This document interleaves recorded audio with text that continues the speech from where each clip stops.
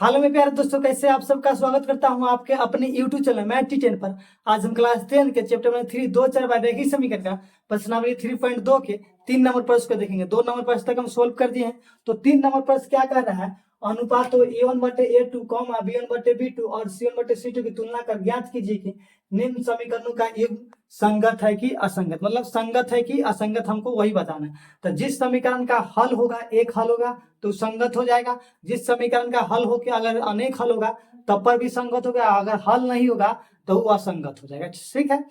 इससे पहले वाला प्रश्न 2 नंबर प्रश्न में हमको क्या बताना था, कौन रेखा है, मतलब समांतर रेखा है कि प्रतिच्छेदी रेखा है कि संपाती रेखा है, से बताना था। और इसमें बताना है संगत है कि असंगत। तो हम क्या करेंगे, 3 का 1 नंबर देके और हल लिख देंगे और हम 1 नंबर प्रश्न को उतार रहे हैं। ठीक है। 1 नंबर प्रश्न है 3x + 2y = 5, 2x - 3y = 7। इसको हम लोग क्या करते हैं, समीकरण का जो व्यापक रूप होता है उस रूप में इसको क्या करते हैं, हम लोग व्यक्त करते हैं। तो समीकरण का व्यापक रूप कैसा होता है, तो समीकरण का व्यापक रूप होता है ax + by + c = 0। समझ में आ गया। तो इसको समीकरण पहले इसको और फिर बाद में इसको समीकरण के व्यापक रूप में हम लोग क्या करते हैं, बदलते हैं। तो इसको क्या करेंगे हम लोग, 3x + 2y बराबर के उधर 5 है, तो इधर लाएंगे तो माइनस में 5 हो जाएगा। ठीक है, क्योंकि समीकरण का व्यापक रूप में इसको हमको बदलना है। इसको समीकरण हम लोग एक मान लेंगे। अब क्या करेंगे, इसको भी हम लोग इस रूप में लिखेंगे। तो 2x - 3y, उधर 7 है तो बराबर के इधर लाएंगे तो माइनस में 7 हो जाएगा और बराबर में 0। इसको समीकरण हम लोग 2 मान लेंगे। ठीक है, समीकरण का व्यापक रूप में इसको क्या करिए, समीकरण 1 और 2 को हम लोग बदल लिए। देखिए यहाँ पर x की जगह पर a है, a की जगह पर यहाँ क्या है, तो 3 हो जाएगा a का मान। यहाँ y के जगह पर y है तो b का मान क्या हो जाएगा, 2 हो जाएगा। अंक के जगह पर क्या है, यहाँ पर c है तो अंक के जगह पर क्या है, यहाँ पर 5 है तो c का मान क्या हो जाएगा, 5 हो जाएगा। वैसी समीकरण 2 में a के जगह पर 2 हो जाएगा, b के जगह पर 3 हो जाएगा और c के जगह पर 7 हो जाएगा। तो समीकरण 1 से हम लोग a1 b1 c1 का मान ज्ञात करेंगे और समीकरण 2 से a2 b2 c2 का मान हम लोग ज्ञात करेंगे। ठीक है, तो समीकरण 1 से समीकरण 1 में a1 का मान क्या हो जाएगा, a के जगह पर क्या है, देखिए तो 3 है तो 3 हो जाएगा। b1 का मान क्या हो जाएगा समीकरण 1 में, तो 2 हो जाएगा। देखिए b के जगह पर क्या है, 2 है तो 2, y अपनी जगह पर, b के जगह पर 2 तो 2। उसके बाद देखिए c का मान क्या हो जाएगा, अंक के जगह पर क्या है, भले c के जगह पर क्या है यहाँ पर 5 तो माइनस में 5। ठीक है, प्लस में नहीं लिख सकते हैं लेकिन माइनस के अगर चिन्ह जाएगा तो माइनस का चिन्ह हम दर्शाएंगे, अंक के साथ लिखेंगे। उसके बाद क्या करेंगे, समीकरण 2 से हम लोग a2 b2 c2 का मान ज्ञात करेंगे।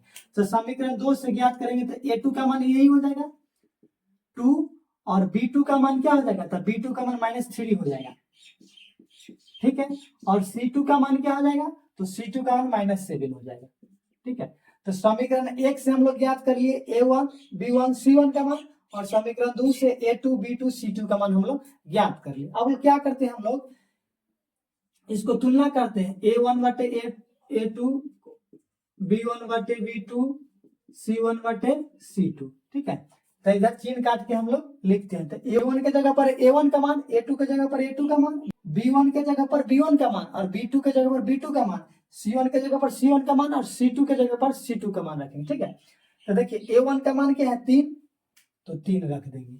देखिए a2 का मान क्या है, a2 का मान 2 तो बटा में 2 रख देंगे। क्यों, 3 ऊपर रखे बटा में 2, बराबर के चिन्ह है यहाँ, देखिए बराबर के चिन्ह तो बराबर के चिन्ह देंगे। उसके बाद देखिए b1 का मान क्या है, तो 2 है तो 2 रख देंगे। b2 का मान क्या है -3, देखिए b2 बटे में है तो बटे में रखेंगे -3। समझ में आ गया।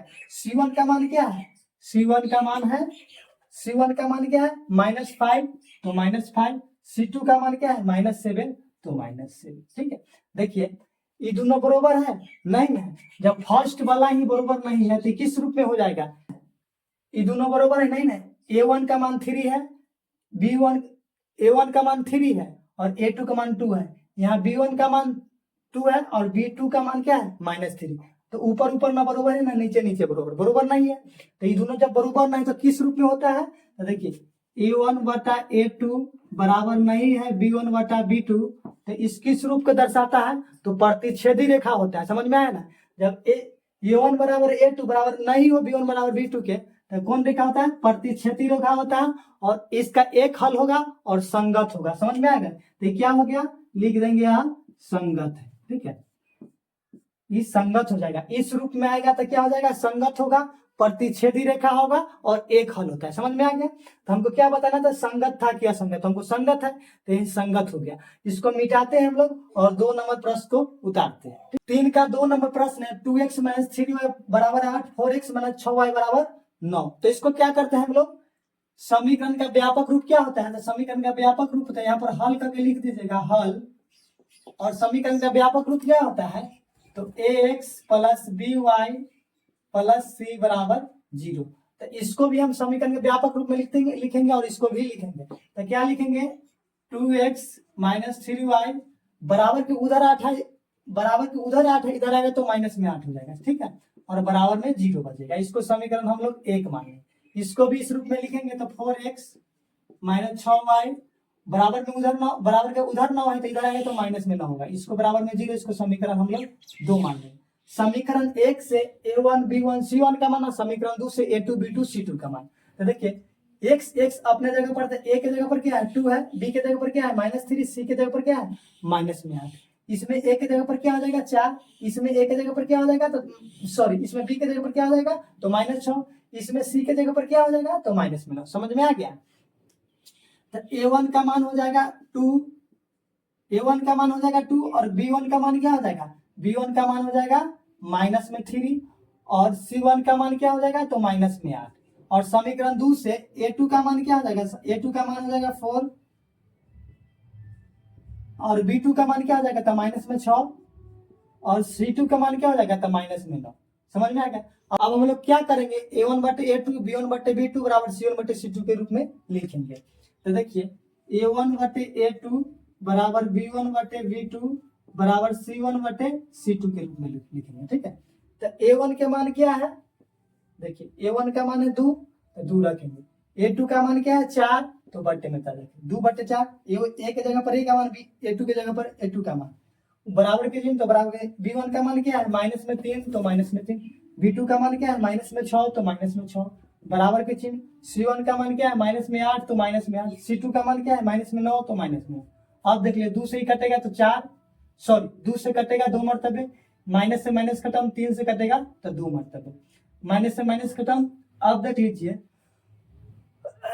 ये दोनों किसी से नहीं कटेगा, तो यहाँ क्या बच गया 1/2 और 1/2 यहाँ पर बच गया, लेकिन ई में क्या हो गया 8/9 बच गया। तो देखिए ये दोनों बरोबर है, लेकिन ई बरोबर है नहीं ना, बरोबर है।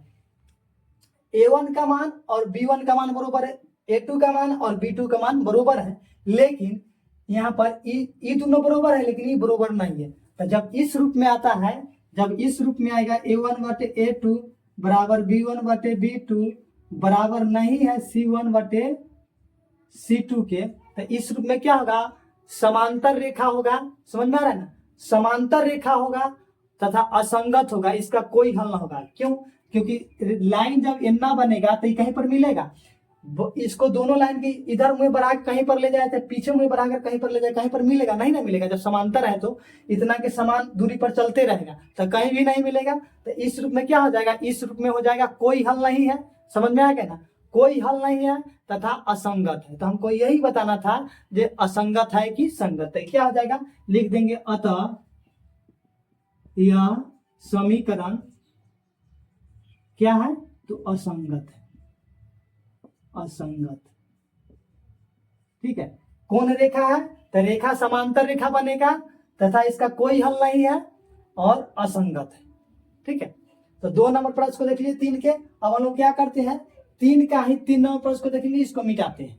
3 नंबर प्रश्न है 3/2x + 5/3y बराबर 7, 9x - 10y बराबर 14। तो इसको क्या करते हैं हम लोग, यहाँ पर आप लोग लिख लीजिएगा 3 का 3 नंबर देके और हल, ठीक है। हम क्या करते हैं, इसको व्यापक रूप में इसको बदलते हैं। तो व्यापक रूप में क्या बदलेंगे, तो 3/2x हो जाएगा और 3/2x प्लस 5/3y और बराबर में 7 है, तो बराबर के इधर माइनस में, बराबर के उधर 7 है तो इधर आएगा तो माइनस में 7 हो जाएगा, क्योंकि उधर प्लस में 7 है और बराबर में 0 बचेगा। इसको समीकरण हम लोग 1 मान लेंगे। इसको भी वैसे बदल लेंगे हम लोग, तो 9x हो जाएगा अपने जगह पर, माइनस में 10y और बराबर के उधर 14 इधर आएगा तो माइनस में 14 हो जाएगा, क्योंकि प्लस में 14 है। इसको भी 0 मान लेंगे बराबर में और बराबर में इसको समीकरण हम लोग 2 मानेंगे। ठीक है, तो समीकरण 1 से a1 नहीं हो जाएगा, a2 हो जाएगा। समीकरण 1 से a1 b1 c1 का मान और समीकरण 2 से a2 b2 c2 का मान हो जाएगा। तो a1 का मान क्या हो जाएगा, तो 3/2 समझ में आएगा। फिर b1 का मान क्या हो जाएगा, तो 5/3 और 5/3 हो जाएगा। और c1 का मान क्या हो जाएगा, तो c1 का मान -7 हो जाएगा। a2 का मान क्या हो जाएगा, तो a2 का मान हो जाएगा 9, कॉमा b1 का मान क्या हो जाएगा, सॉरी b2 का मान क्या हो जाएगा, तो -10 हो जाएगा, कॉमा c2 का मान क्या हो जाएगा, तो c2 का मान हो जाएगा -14। देखिए अब इसको क्या करते हैं हम लोग, a1/a2 b1/b2 इस रूप में लिखते हैं। a1/a2 बराबर b1/b2 बराबर c1/c2 के रूप में लिखते हैं। ठीक है, तो a1 का मान क्या है, a1 के जगह पर a1 का मान 3/2 और मेन बटा ये होगा। और a2 का मान क्या है, 9, तो 9। उसके बाद करेंगे b1/b2, तो b1 का मान क्या है, तो 5/3 और b2 का मान क्या है, और c1 का मान क्या है, तो -7 और c2 का मान क्या है, तो -14। इससे ही काट दीजिए यहाँ पर, ना पूछो तो इसको बटा में 1 मानेंगे। समझ में आ गया, क्योंकि मेन बटा ई है, मेन बटा ई वाला है, ई वाला।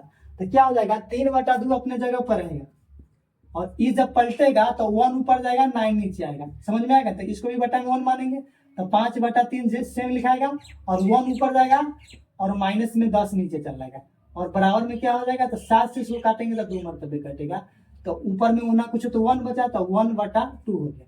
इधर देखिए 3 से इसको काटेंगे तो 3 तिहाई 9, इसको जब काटेंगे तो 5 दूना 10। समझ में आ गया ना।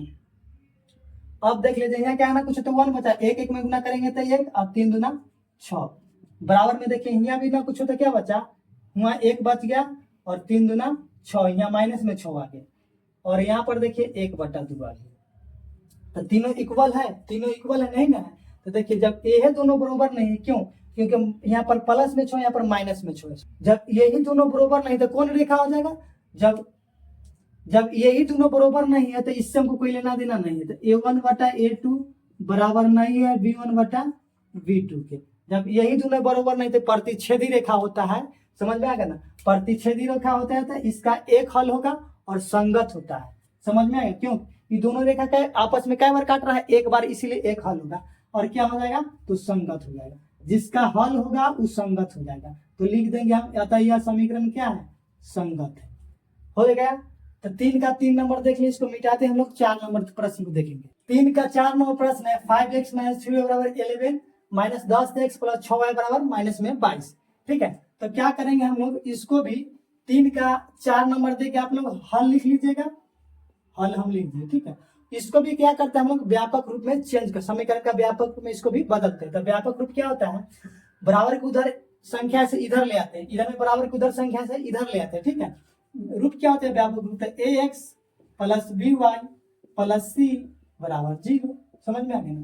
तो 5x - 3y बराबर को उधर प्लस में इधर आएगा तो -11 बराबर में 0। इसको समीकरण 1, इसको भी चेंज करेंगे तो -10x + 6y माइनस में उधर 22 इधर आएगा तो प्लस में 22 होगा। क्यों, बराबर के इधर उधर चेंज होता रहता है जब इधर से उधर करेंगे तो। ठीक है, इसको समीकरण 2, समीकरण 1 से a1 b1 और c1 का मान हम लोग ज्ञात करेंगे। तो समीकरण a1 का मान क्या हो जाएगा, तो 5, b1 का मान क्या हो जाएगा, तो -3, c1 का मान क्या हो जाएगा, तो अंक वाला -11, a2 का मान क्या हो जाएगा, तो -10। समीकरण 2 से a2 b2 c2 का मान क्या, तो b2 का मान क्या हो जाएगा, तो +6, c2 का मान क्या हो जाएगा, तो 22। ठीक है, अब हम लोग इस रूप में लिखेंगे a1/a2 बराबर b1/b2 बराबर c1/c2। तो देखिए a1 के जगह पर a1 का मान, a2 के जगह पर a2 का, तो 5/10 रखेंगे बराबर में क्या रखेंगे, b1/b2, तो b1 का मान -3 और b2 का मान क्या है, 6, तो 6 बराबर में c1 के जगह पर c1 का मान तो -11 और c2 का मान क्या है, 22, तो 22। देखिए 5 से इसको काटेंगे तो 2 मरतबे कटेगा, 3 से इसको काटेंगे तो 2 मरतबे कटेगा, 11 से इसको काटेंगे तो 2 मरतबे कटेगा ना।